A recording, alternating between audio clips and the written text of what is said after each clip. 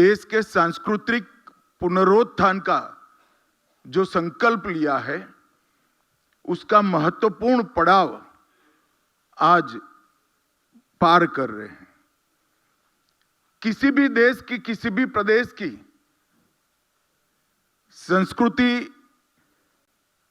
संस्कृति की अभिव्यक्ति वो भाषा के बगैर संभव हो ही नहीं सकती, और भाव से उत्पन्न शब्दों के बगैर भाषा बन ही नहीं सकती है। जब तक हमारी आने वाली पीढ़ियां, मेरे सामने बैठे हुए विद्यार्थी बच्चे, भाषा शब्द से बनती है, शब्द भाव से उत्पन्न होता है, और भाषा से संस्कृति बनती है, संस्कृति की अभिव्यक्ति होती है। ये यात्रा को नहीं जानेंगे तब तक इस देश का सांस्कृतिक पुनरुद्धार हो ही नहीं सकता। तो सांस्कृतिक पुनरुत्थान का एक मूल कमी इस शब्द संग्रहालय पूरी करेगा, इसका मुझे पूरा विश्वास है, और वो अपने उद्देश्य में सफल भी होगा।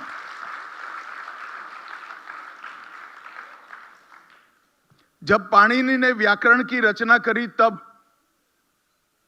उनके किसी शिष्य से संवाद में कहा, शिष्य ने पूछा कि इतना बड़ा ग्रंथ व्याकरण का, इतना बड़ा स्ट्रक्चर आप व्याकरण का बना रहे हैं, उद्देश्य क्या है?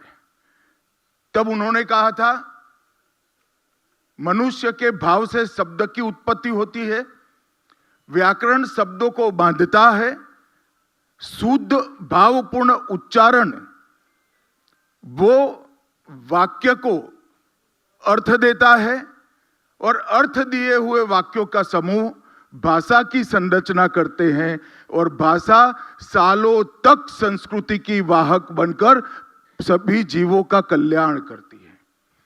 और आज इस शब्द म्यूजियम में पाणिनि के व्याकरण के भी रचना के पूरे चरित्र को बहुत अच्छे तरह से दर्शाया गया है।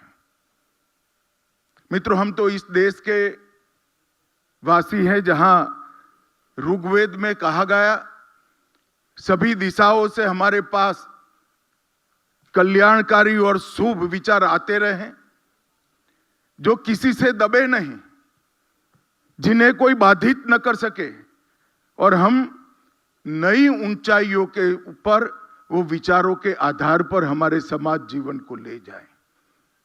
हमारे यहां संकुचितता का कोई भाव उत्पन्न हो ही नहीं सकता, क्योंकि हमारे विचारों की पद्धति में ही संकुचितता व्याप्त नहीं है।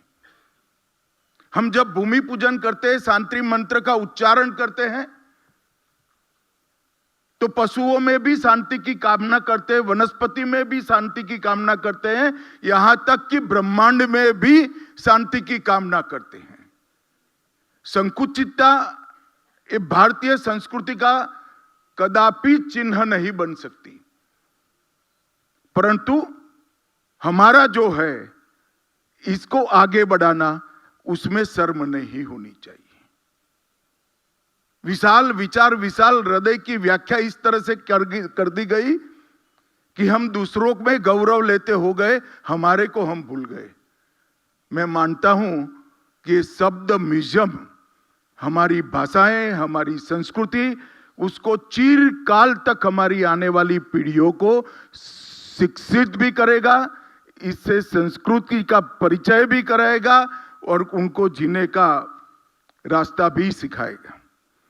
हमने कभी विचारों पर पहरा नहीं लगाया।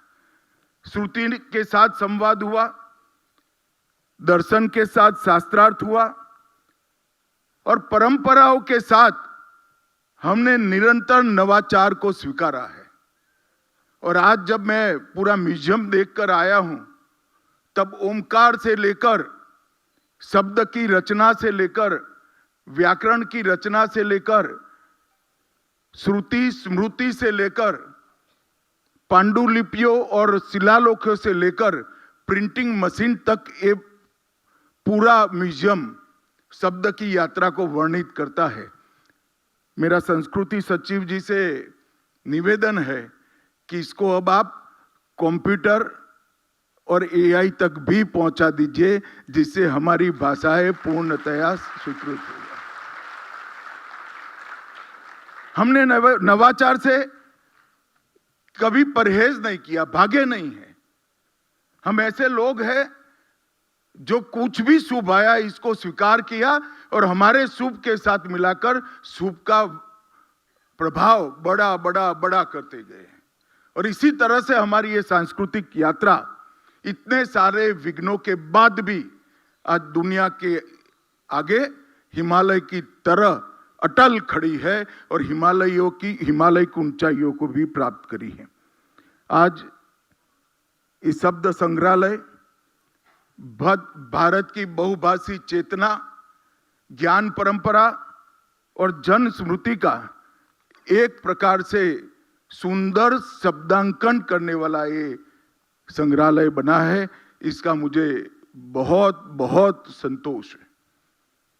एक मस्त मोटी अमाउंट इसके पीछे खर्च की है, मगर मैं मानता हूं कि बहुत कम बजट है। संस्कृति मंत्रालय ने ये यात्रा को यहां से अधूरा नहीं छोड़ना चाहिए, इसको और पूरा करना चाहिए। और मेरा सौभाग्य है कि आज शब्द संग्रहालय जिसकी कल्पना नरेंद्र मोदी जी ने की, उसका पहले चरण का उद्घाटन करने का सौभाग्य आप लोगों के बीच में मुझे मिला है। बंगाल के अंदर अनेक प्रकार के संग्रहालय हैं और इसमें आज शब्द संग्रहालय, मुझे विश्वास है देखते देखते बहुत कम समय के अंदर अपना स्थान मजबूत कर लेगा और यहां पर आने वाले शब्द के साधक जो है वो निश्चित रूप से कुछ न कुछ प्राप्त कर कर जाएंगे। मित्रों, इस भवन का जो एक जमाने में बंगाल के गवर्नर का भवन होता था, इससे अच्छा उपयोग हो ही नहीं सकता। आज बहुत अच्छा हुआ है कि इस भवन को शब्द संग्रहालय के लिए चुना गया।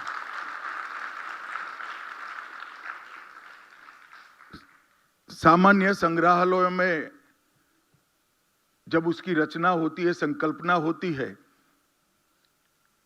तो उसमें वस्तुएं होती हैं, तो इसकी कल्पना करना बड़ा सरल होता है, मगर शब्द तो दिखाई ही नहीं पड़ता है।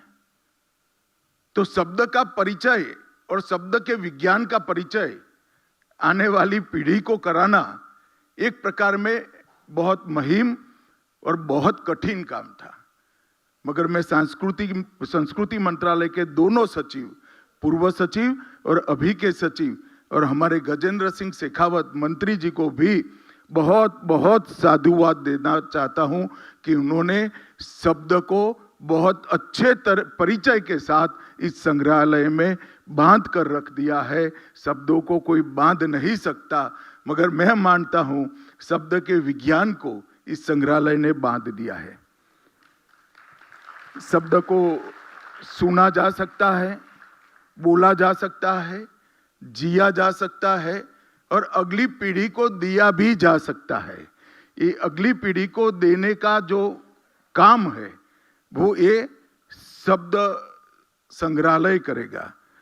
ये अदृश्य विरासत जो है उसको दृश्य, श्रव्य, स्पर्शनीय और अनुभवात्मक बनाने का काम इन लोगों ने किया है। इसको आप देख भी सकते हैं, सुन भी सकते हैं, स्पर्श भी कर सकते हैं और अनुभव भी कर सकते हैं।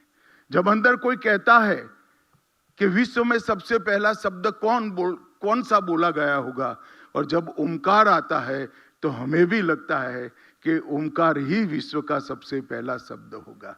जब माँ की लोरियां अपने भाषा में हम सुनते हैं तो हमें भी अपनी माँ की याद दिला देती है।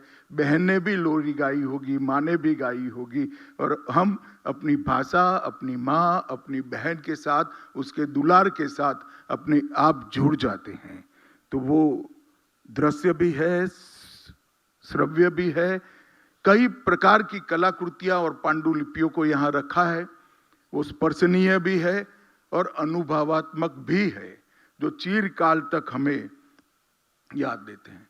मित्रों, इसके अंदर कई सारी बोलियों को, कई सारी भाषाओं को और देश भर के हर प्रांत की लोक संस्कृति को संजोकर शब्दों के माध्यम से हमारी संस्कृति की जो यात्रा है, इसका वर्णन किया गया है। कई शिलालेख है, ताम्रपत्र है, भोजपत्र है, पांडुलिपि है, कई सारे मुद्रित पुस्तक, ये सब यात्रा को यहाँ पर पहुंचा है। फिर डिजिटल टेक्स्ट, ध्वनि अभिलेख और अब एआई तक की यात्रा हमें पूरी करनी है। शब्द का कभी अंत नहीं हो सकता है और ढेर सारी गैलरियों में मैं तो आश्चर्यचकित हो गया। मेरे देखने के लिए 5 मिनट रखे थे, मगर पूरा 28 मिनट तक मैं देखता रहा। और मैं आज इन्होंने इतना परिश्रम करा है, उनको बताकर जाता हूं। मैं 2.5-3 घंटा निकालकर ये पूरे शब्द म्यूजियम को जरूर देखना चाहूंगा, ये मेरी इच्छा है। गैलरी को बहुत वैज्ञानिक तरीके से हर गैलरी का सृजन कर गैलरियों के योग से इस म्यूजियम को बनाया गया है। ओरिएंटेशन स्पेस जो है, उसमें भाषा की उत्पत्ति से शुरुआत की है। पहला शब्द मिथकों, लोरियां, संवेदनात्मक अनुभवों के माध्यम से भाषा के विकास को समझाने का प्रयास किया है। मातृभाषा के प्रति हर व्यक्ति का लगाव होता है, होना भी चाहिए। मातृभाषा के प्रति लगाव को सिर्फ भावना न रहे, उसको हमारे चरित्र का हिस्सा बने, ये बोध भी यहाँ आकर हमें होता है कि हम भारतीय समाज के नाते भूषा तो भूल चुके हैं। मैं वेशभूषा की बात करता हूँ। भूषा तो भूल चुके हैं, हम भाषा भी न भूल जाए, वो आत्मबोध यहाँ आकर हमें मालूम पड़ता है। नवरस को भी अनेक भाषाओं के अंदर अलग अलग रसों की अभिव्यक्ति को यहाँ बहुत अच्छे तरीके से ढाला गया है। भाषाओं की समय रेखा, जो भाषा को विज्ञान मानते हैं, उनको समझना चाहिए कि विज्ञान सहजता से विकसित हुआ विज्ञान है। भाषा साइंटिफिक जरूर है, मगर वो रिक्वायरमेंट के आधार पर विकसती गई है, सहजता से विकसित हुई है। और भाषाओं की समय रेखा जो यहाँ पर एक गैलरी बनाई है, उसको जब आप देखेंगे तो आपको जरूर मालूम पड़ेगा कि बहुत साहजिकता से भाषाएं विकसती गई है, इसीलिए स्वीकृत बनी है। प्रदर्शन, कला और परंपरा, इसका भी एक बहुत अच्छा गैलरी बनाया है, जिन्होंने हमारे देश भर में अनेक भाषाएं हैं, हर भाषा के जिंदा रखने के लिए, इसमें योगदान करने के लिए कई महापुरुष, भक्त, कवि, कई सारे लेखक हुए। उनके लिए भी उनकी श्रद्धा सुमन अर्पित करने के लिए एक गैलरी बनाया है। वैश्विक संवाद और हमारी भाषाओं का वैश्विक प्रभाव, हमारे साहित्य का वैश्विक प्रभाव, आप एक उंगली रखोगे तो दुनिया का कोई भी देश हो, हमारी भाषाओं का दुनिया की सभ्यता के विकास में क्या योगदान है वो आपको मालूम पड़ता है। और सार्वजनिक पुस्तकालय आंदोलन जो सांस्कृतिक मंत्रालय चलाता है, संस्कृति मंत्रालय चलाता है, उसको भी यहाँ परिचायक रूप से रखा गया है। मैं पुस्तकालय के लिए बड़े आग्रह से खास कर विद्यार्थियों को कहना चाहता हूं, इस देश का भविष्य इस बात पर निर्भर नहीं करता है कि इस देश की कॉलेज, यूनिवर्सिटियों में कितनी भीड़ है। इस देश का भविष्य इस बात पर निर्भर करता है इस देश की लाइब्रेरी में कितने युवा और किशोर जाते हैं, इससे इस देश का भविष्य निर्भर है। और ये पुस्तकालय का जो आंदोलन है संस्कृति मंत्रालय का, उसको आप जरूर जानिए और इसको आपके व्यक्तित्व को गढ़ने में निश्चित रूप से उपयोग करिए। मित्रों, बंगाल भारतीय चेतना का, समग्र भारतीय चेतना का एक वैश्विक प्रकाश स्तंभ रहा है। एक लंबा कालखंड आया जब हमारी भारतीय सांस्कृतिक चेतना को बंगाल से विमुख करने का प्रयास किया गया। संकुचित विचारधाराएं, विदेश की विचारधाराएं, इन्होंने बंगाल को अपने देश और दुनिया को योगदान करने की क्षमता को क्षीण कर दिया। ये बंगाली है जहां महर्षि अरविंद जन्मे थे, जहां विवेकानंद और रामकृष्ण जन्मे थे, जहां चैतन्य महाप्रभु हुए थे। ये बंगाल ने ही सबसे अच्छे वैज्ञानिक, सबसे अच्छे साहित्यकार, सबसे बड़े क्रांतिकारी वीर सुभाष बाबू को देने का काम किया था। ये बंगाली है जो हमेशा देश से 5 दशक आगे रहकर देश का मार्गदर्शन करता था। मुझे पूरा विश्वास है अब समय आ गया है भारतीय चेतना के ये बौद्धिक प्रकाश स्तंभ को फिर से एक बार अपने पूरी शक्ति के साथ पूरे विश्व की चेतना को जगाने का प्रकाश स्तंभ फिर से बनाने का।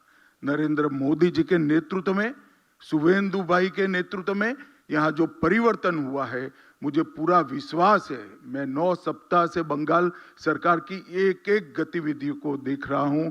बंगाल देखते देखते देखते भारतीय चेतना का प्रकाशमय प्रकाश स्तंभ बन जाएगा, इसका मुझे पूरा विश्वास है। ये बंगाल ने ईश्वर चंद्र विद्यासागर, स्वामी विवेकानंद, बंकिम चंद्र चट्टोपाध्याय जी, रविंद्रनाथ ठाकुर, कई सारे ऐसे महापुरुष दिए जिन्होंने भारतीय चेतना को आगे बढ़ाया। और भारत को समझना है तो महर्षि अरविंद को पढ़े बगैर आप भारत को समझ ही नहीं सकते हैं। वो महान व्यक्ति ने भारत के भूतकाल को भी लिखा, वर्तमान को भी लिखा और भविष्य को भी चिन्हित कर नई पीढ़ी के सामने रख दिया।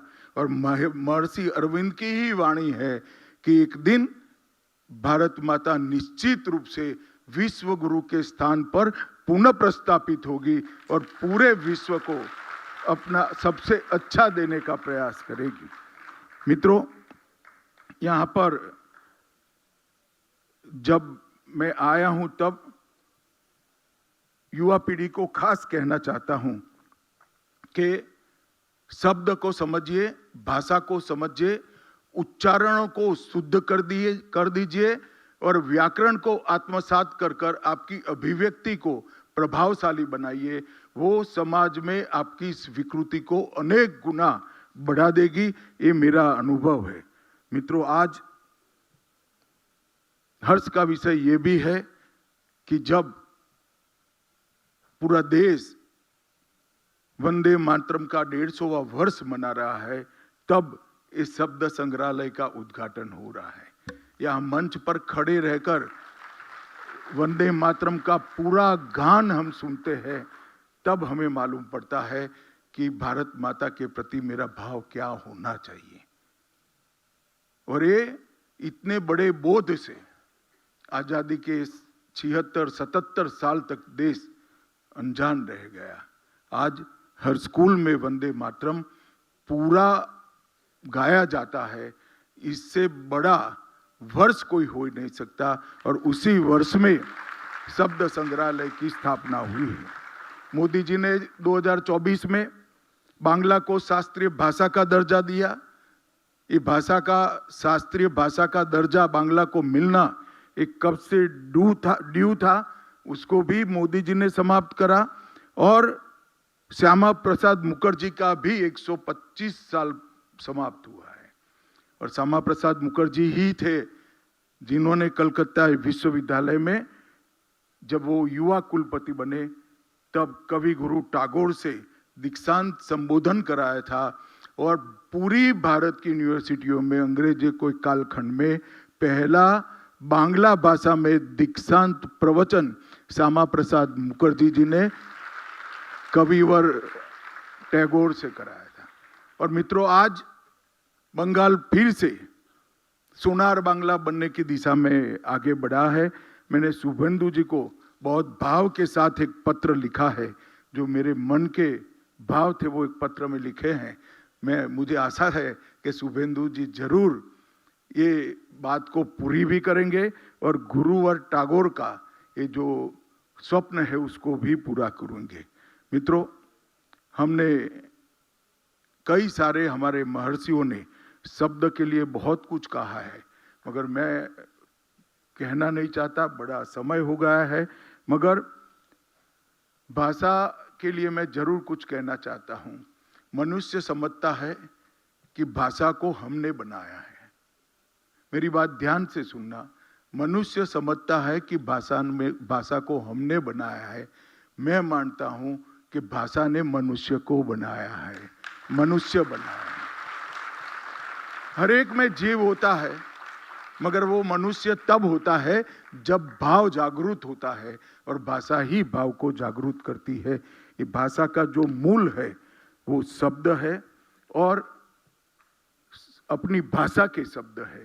ये दोनों को ये शब्द म्यूजियम आगे बढ़ाएगा। मित्रों, मैं आज यहाँ आया हूँ तब एक बात भी कहना चाहता हूँ। 5 सूत्र भाषा के लिए मैं हमेशा से इसका आग्रही रहा हूँ, आज बताना चाहता हूँ। परिवार की भाषा ही पहली पाठशाला बननी चाहिए। माँ की भाषा में ही बच्चे ने पढ़ना चाहिए। विद्यालय और विश्वविद्यालय कॉपी करने से और अनुवाद करने से आगे निकलकर मौलिक चिंतन करने का केंद्र बने, तो ही हम सृजन में अपना योगदान दे सकते हैं। किसी ने लिखा है उसको पढ़ने में कोई आपत्ति नहीं है, मगर इसको जस का तस मत स्वीकार कर लिए। चिंतन की कोई सीमा नहीं होती है। उसके अपने अनुभव, अपनी भाषा और अपनी बुद्धि के प्रकाश में इस पर विचार करिए, और मौलिक चिंतन की शुरुआत विश्वविद्यालयों ने करनी चाहिए। हर भारतीय भाषा को डिजिटल और एआई सक्षम बनाकर इसको 1000 साल की और आयुष्य देने के लिए सभी ने प्रयास करना चाहिए।